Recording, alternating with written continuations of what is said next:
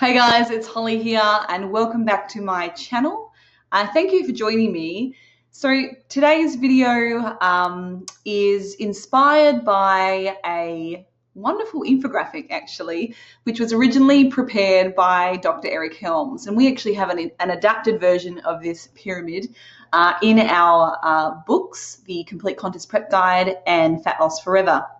And this pyramid is a strength and nutrition pyramid, essentially summing up everything that's important when it comes to obtaining your physique goals and in a set order. So let's get stuck into this. It is going to be around 25 minutes long. I'm going to go through each of those steps within the pyramid and why they are perhaps more important than others.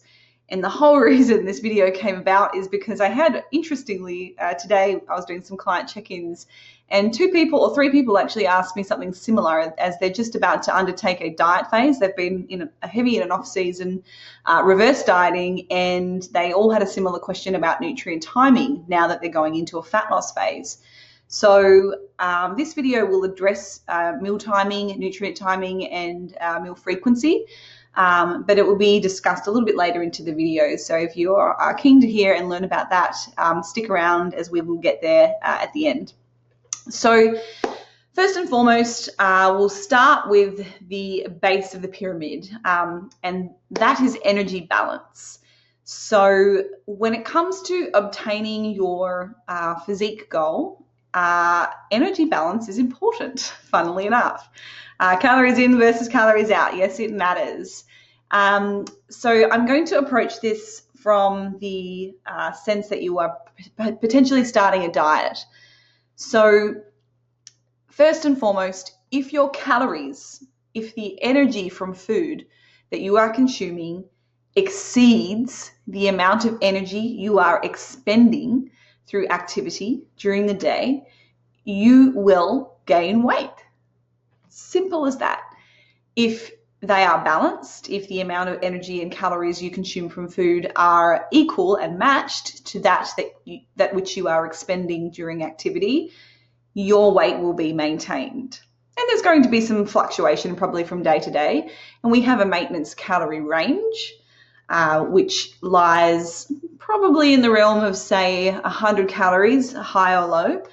But if you are on average consuming the same that you are expending, your weight will be held steady.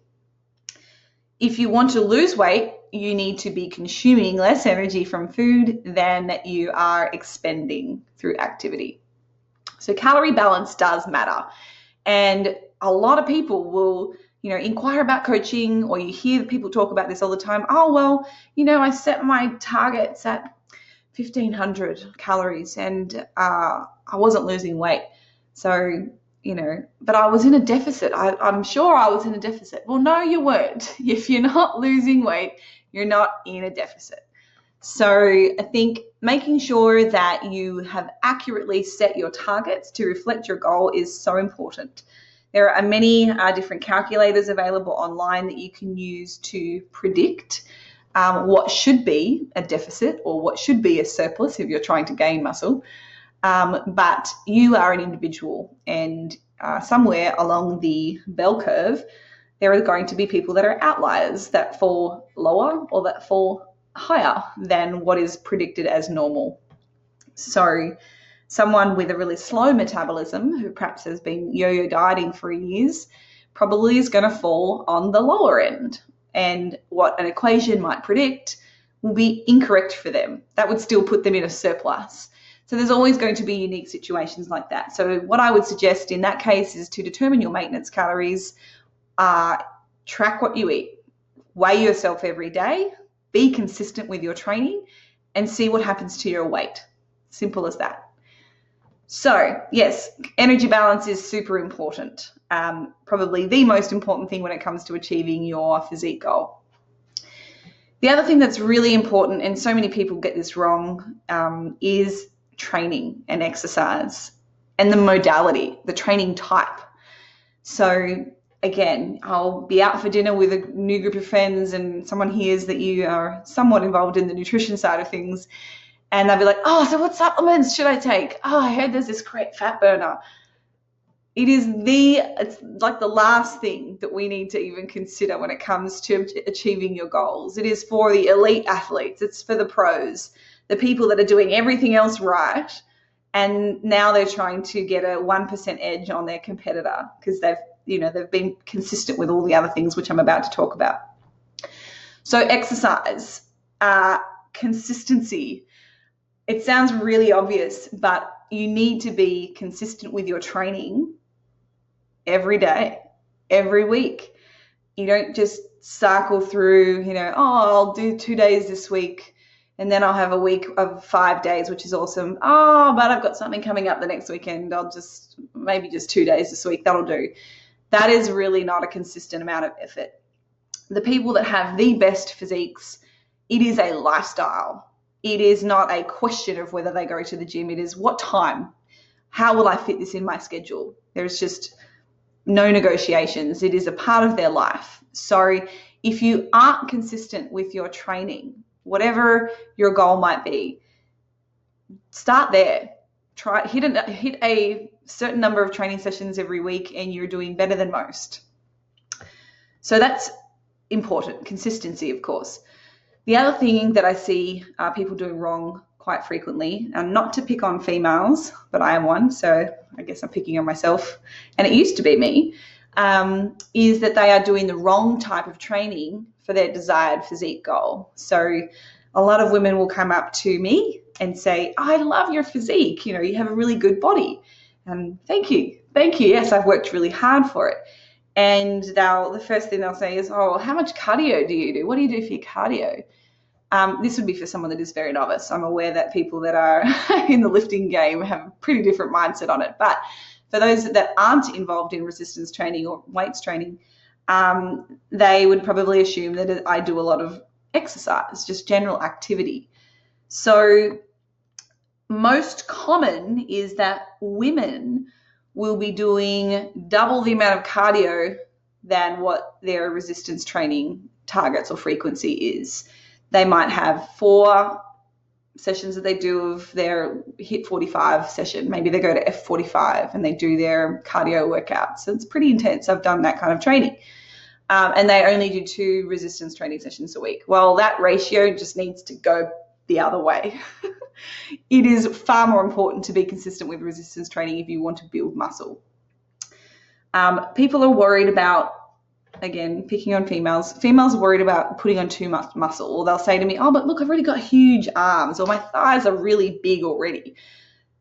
They're probably not, or maybe you do have great genetics. Maybe you naturally do have a little more muscle than somebody else. But I can probably guess, without offending too many people, you've got a little bit of body fat on there as well. So if you have naturally a good amount of muscle and you put some fat on top of it, it's going to look bigger than someone who has smaller muscles, slap some fat on top of it. So what we're really meaning to do is to actually get rid of that fat to reveal a really, really great body structure and musculature. So when we exercise in the form of cardio, yes, we're expending calories, we're burning energy, but it's not going to be the type of activity that will trigger MPS signaling or muscle protein synthesis. We're not going to build muscle if we go out for a run. We're not going to be building a significant amount of muscle if we're doing like a body combat class or a Les Mills spin class. Definitely not. It kills my soul when I go to a spin class and they're like, oh, we're building muscle. I'm like, no, we're probably not. We're cardio. We're doing endurance right now. I'm getting fit and I'm burning energy or burning calories. So whilst it will burn a lot of energy, which is necessary, again, if we are trying to lose weight, you need to expend more than you are consuming. It's not building muscle. So the benefit of doing resistance training is that, yes, you're moving, you're expending energy, and especially if you're doing like a lower body session or a big compound training session, you're going to be spending a lot of calories. And you also have the added benefit of the fact that you're now building muscle as well. So it has dual benefits in that respect. So making sure that your training is consistent and you're doing the right type of training is really, really important. in this hierarchy. And I'm getting to the point that I want to talk about with meal timing, I promise. So now that we've covered the foundations of this pyramid, the nutrition and strength pyramid, the next most important thing that I want to talk about is your macronutrients and the ratio of protein, carbohydrates, and fats. So protein is the first macronutrient that I want to talk about because it's probably the most important in the sense of building muscle. We know that. So the protein range that I recommend using is somewhere between 2.2 and 2.9 grams of protein per kilogram of lean body mass. That is not your total weight. That is the lean tissue, the non-fat tissue. So you might be wondering how to assess that. There are a number of ways that you can measure your fat mass and your lean mass or fat-free mass. Those that I recommend are honestly just the skin caliper testing, so the pinch testing. Someone that's done it a lot and is good with it and has been trained to do it correctly. Ultrasound is another one. And then some less accurate methods would be a DEXA scan, maybe an in-body scan or a bod pod. But the reason I don't like those is because they are only a two-compartment model. What do I mean by that?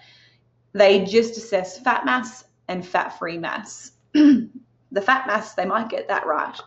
However, when it comes to fat-free mass, that is not just your skeletal muscle mass. It's not just your guns.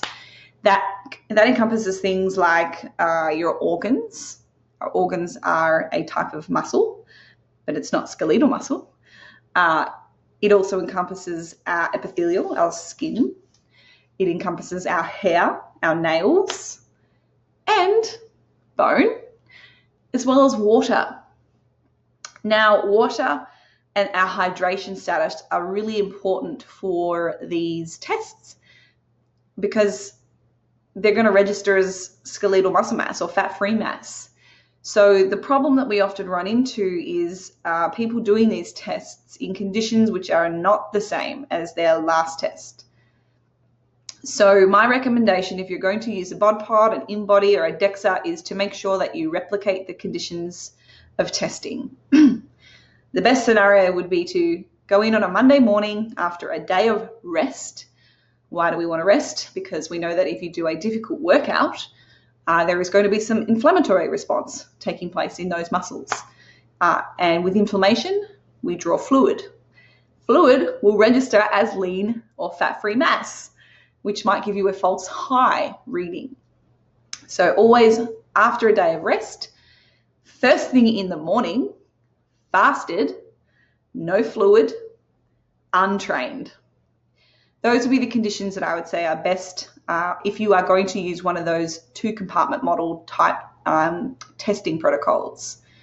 Otherwise, you risk inconsistent findings. You're going to have, if you went in at the end of a day, after you've trained, after you've eaten, after you've had a bunch of fluid, which is going to all affect your hydration status and your weight, you will probably have a very different finding than what you would have had if you'd done it in the morning in a fasted, no fluid state. So be consistent with measuring your fat mass and your fat-free mass if you're going to use those measures. So back to protein. Sorry, deviated there, but I think that's important because a lot of people don't know how to assess their fat mass and their lean body mass. And those measures are all widely available. Just speak to your local doctor, perhaps somebody from your gym who can help you in the direction of finding one of those body compositional testing sites. So 2.2, 2.9 grams of protein per kilogram of fat-free mass, okay, or lean mass, is the recommended range for optimal muscle protein synthesis so that you are getting enough to fuel your muscle to grow. The remaining calories that you consume from carbohydrates and fats actually makes very little difference, provided your overall calorie target is set correctly. So that is why we hear so many success stories from so many different diets. But you want to know what? The one thing that they have in common is that the calories were correct for their goal. Energy balance matters. They, in some way, if it was weight loss, modified their calories. It's as simple as that. And they were probably following something, hopefully, that was high in protein to help maintain their body mass or their lean body mass. But that balance of carbs and fats makes very little difference. Research has proven this time and time again. So if you are somebody that enjoys really high fat foods, rich foods, things like butter, things like avocado, creamy dishes, full fat dairy products, fattier cuts of meat, then you probably are somebody that's going to suit a ketogenic diet. But that requires no carbohydrates. So there's going to be so many different variations and preferences. So work out what foods you like and then try to work within the calories that you have available. Somebody might really, really like sweets. So a ketogenic diet probably isn't going to be the best choice for them, because that means that there's no carbs, no fruits, nothing sweet, no breads, no cereals, no grains. So the most successful diet is the diet that you can stick to and sustain long term. So give that some consideration when you are planning your next dieting approach. Make sure that it goes with your preferences. I'm somebody that really likes to have a balance of both, and I set my carbohydrate targets and my fat targets accordingly. But some days I might go higher in carbs. That means I'll probably have to go a little bit lower in fats, as long as that balance is within my requirements. Does that make sense? So that leads me to my next point. And the next most important consideration in that pyramid of nutrition and strength is micronutrients. You may have heard me speak about flexible dieting. It's spoken about a lot these days. It's been around for about 15 years now, but it's certainly become more popular maybe in the last 5 to 10 years as more and more people learn about it and realize how great it is. So flexible dieting is exactly as it sounds. You can be flexible with your diet. And that's because we know that those founding principles about calories, protein are what's most important. So how we decide to consume those remaining calories is completely up to us. It's flexible. So the reason I like flexible dieting as an approach to nutrition, whether it be for fat loss or for gain or for metabolic repair, whatever it is it gives you the ability to consume a wide variety of foods, because that means that you're getting a great variety of micronutrients.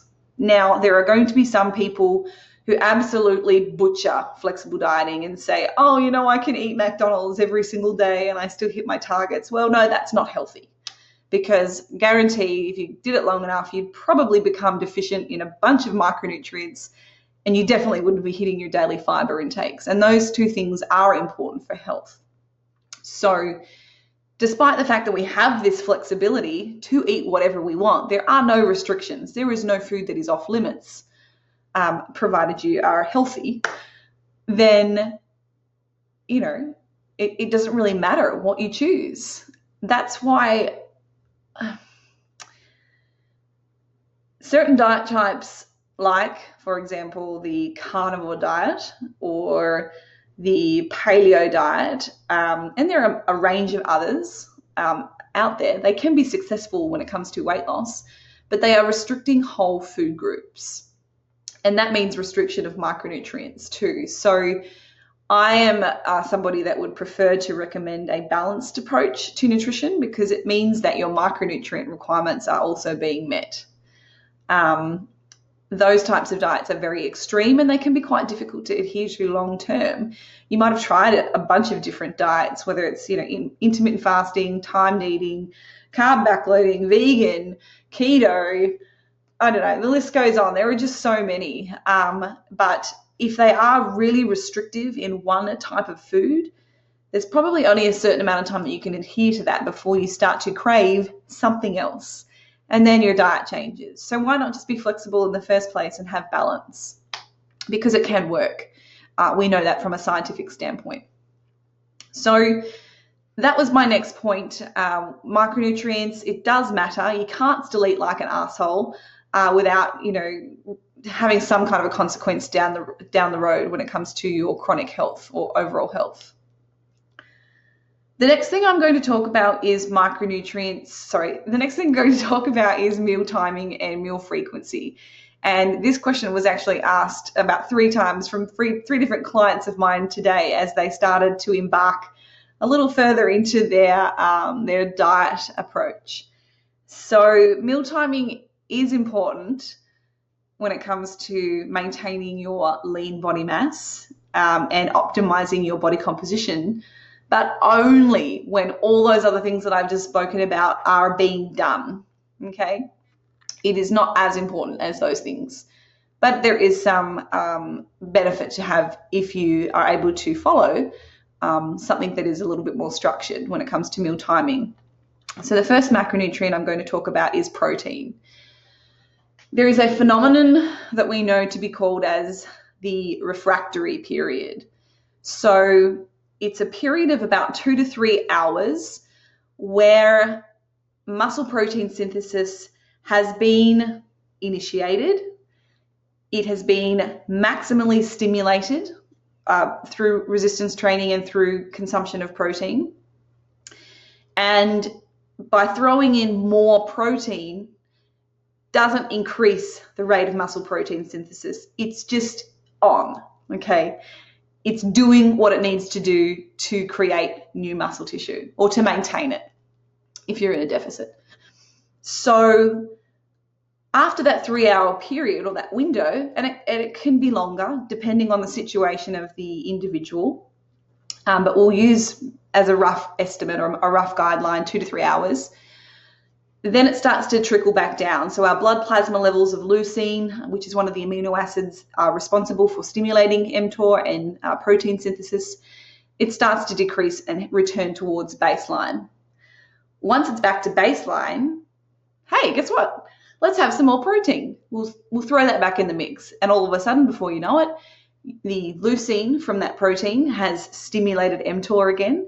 That signaling cascade that takes place for us to build muscle ramps back up and it stays up again for another 2 to 3 hours and then it falls back down. So if you have a limited amount of calories from protein in the day that you want to consume and you want to maximally stimulate mTOR and the signaling pathways to build muscle, you want to be doing it in a spread out and fairly even manner or an even fashion. So every 4 hours or so, make sure that you are consuming a bolus amount of protein. What do I mean when I say bolus? I'll give you a bad example. A bad example would be I wake up in the morning, I have 150 mils of milk on my cereal, and it might have 10 grams of protein. A few hours later, like 2 hours later, I have a protein bar with 15 grams of protein. And then an hour later, I have a handful of nuts and a Greek yogurt. It has 18 grams of protein. And then 5 hours passes, bigger window, and then I have a bolus protein served with 58 grams of protein, big steak. And then an hour later, I have another meal in the afternoon. It's got 30 grams, and then that's my macros done. That would be a really ineffective way to structure your protein intakes. Why? Because the amount of protein that we need, and specifically the amino acid called leucine, is somewhere in the realm of 2 to 3 grams in one bolus serve. If you have really small amounts of protein, you're not going to maximally stimulate that signaling pathway. If you eat 10 grams of protein, yeah, you will get some MPS taking place, I guarantee you. Same if you have 15. Yes, you're going to stimulate that cascade of events, but not to its fullest. You want to be really bashing on the door to make sure that, your body's like, oh yeah, I got it. I'm going to build some muscle. Okay, settle down. So somewhere between 2 to 3 grams of leucine is a really good amount, and that can be achieved by consuming around 25 grams of high quality animal protein. Now, vegans are like, but I can't eat animal products. That's okay. You just need to work a little harder when it comes to your sources of protein. There is no one magical plant-based food that has the perfect ratio of amino acids or one particular plant protein source that has a really high amount of leucine. So the best proteins are actually a blend. The best vegan proteins are a blend of different grains that give us a better blend or ratio of amino acids, especially leucine. And I believe corn actually has a really high amount of leucine. So there you go. But some of them will have a range of different products. And the reason why the servings usually have around 25 grams of protein is for that reason. That's the amount to kind of stimulate to its fullest potential that MPS signaling pathway. So there may be some benefits from having a slightly higher amount. And of course, people that have larger mass, bigger bodies, more muscle, have higher requirements for protein. So their meal serving sizes are probably going to be more likely 40, 50, maybe 60 grams of protein in any one serve to help them hit their daily targets. And that's in the case of like a bodybuilder or just a big dude. So there are some benefits to having slightly higher portion sizes when it comes to your protein to help maximally stimulate new muscle tissue or muscle protein. So that is your meal timing when it comes to protein. We know there's this refractory period, so it makes sense to spread your protein intakes out evenly across the course of the day and making sure that you're not just dripping and drabs of protein coming in, every few hours. So spread it out, maximally knock on that door, and you will be doing better than if you just had one meal a day and ate all of your protein in one go. So the other question people ask is, should I be timing my carbohydrates around training? There is research that actually suggests that it is not important for eliciting a greater result when it comes to resistance training. However, there are some circumstances where it may. So looking across the plethora of data that assesses carbohydrate consumption in a resistance training bout, performance was not actually better when people consumed a source of carb. It was actually about the same. The same amount of volume was achieved, which basically means reps, sets, weight. Okay, so the same volume was still able to be achieved with or without that carbohydrate source. So here's what I will say. Some individuals really like to have carbs in their system when they work out. They feel better, that they get an improvement from their training sessions. Other people, that is me, I couldn't care less whether I have carbs with my when I'm training. I actually find that it detracts from my performance because I don't like having food in my gut when I train. So everybody is different. So in that situation, I tend to defer back to the individual and their needs. How did they feel when they train? There's no harm. There's no research to suggest that it is harmful to have carbohydrates when we work out. So do what suits you. The one consideration I have is when somebody is in the depths of a diet and they're very, very calorie restricted and they're very, very lean. Now, for someone like that who does not have a plethora of carbohydrate available in the form of glycogen because they're getting very lean and their carb intakes are low, for somebody like that, carbohydrates probably will facilitate a better training session because they don't have a backlog of stored glycogen for the training session. So you can imagine if somebody is not dieting and they are training to just maintaining their body weight, or maybe they're even in a gaining phase, maybe they're in a surplus. Well, if that's the case, there's going to be carbs available during that session. They might not be immediately available in the bloodstream, but they're there very quickly and very available. You can just tap into your muscle glycogen stores or your liver glycogen, as well as your circulating glucose for that energy because it's there. But for someone that's very calorie restricted and dieting and very lean, it's less available. So I think that in those circumstances, carbohydrates will probably be a benefit to training. So finally, we've looked at meal frequency and meal timing. We have supplements. And that's it. See how long I spent on supplements?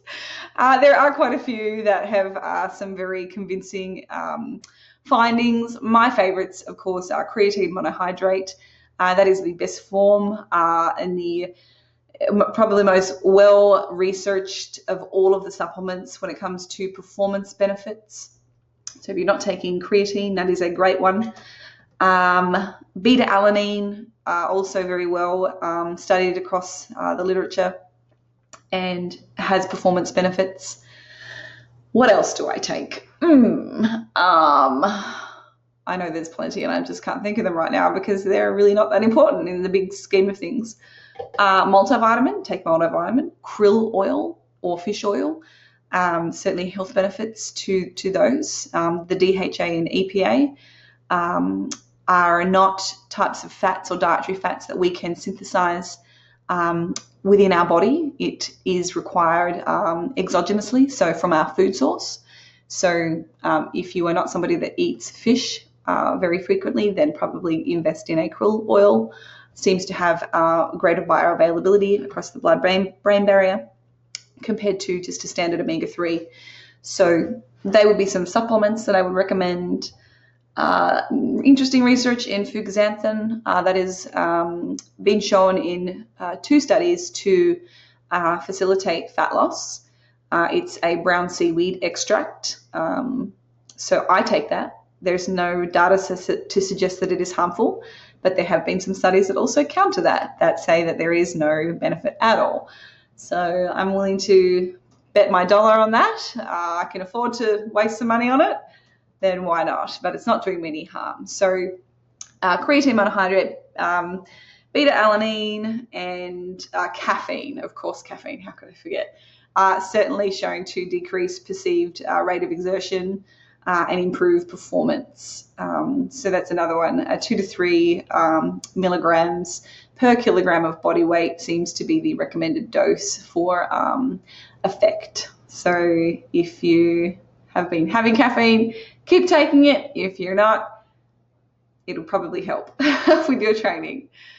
So that's all I have time for today, guys. I really just wanted to cover the bulk of that nutrition and strength pyramid for you to put things in perspective about what really is important when it comes to our, physique goals and how to get there. If this has been helpful, let me know. If you've got questions, please ask. Drop me a comment below. And if you would like further information about nutrition or training, and you would like to get upskilled or educated, please feel free to check out our ebooks, our educational ebooks. They also are available in a hardcover. You can find those in the links and the descriptions below. You can click those and it'll take you straight to our books. One is the Complete Contest Prep Guide. It's an excellent book or resource for coaches and for those who just want to learn the process of dieting and how to do so successfully in a safe and effective manner. And Fat Loss Forever. That is another book that talks about, again, all of those processes to get into shape, but most importantly, how to maintain that weight loss after the diet. Really looks at the behavioral characteristics and what makes somebody successful at dieting long term. So that's another really great educational book that really gives you everything.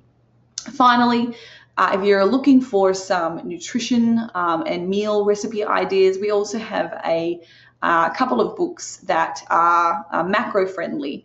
There's also some education in these books. One is called the Complete Contest Prep Recipe Guide, and I also have another book called If It Fits Your Macros. So if you are lacking the Shazam in the kitchen and would like some more ideas about how to make food more enjoyable but on lower calories, both of my books have a great amount of information and tips to kind of really still enjoy food whilst dieting. That's enough talking from me. Thank you for watching, and I hope that this has been of benefit to you.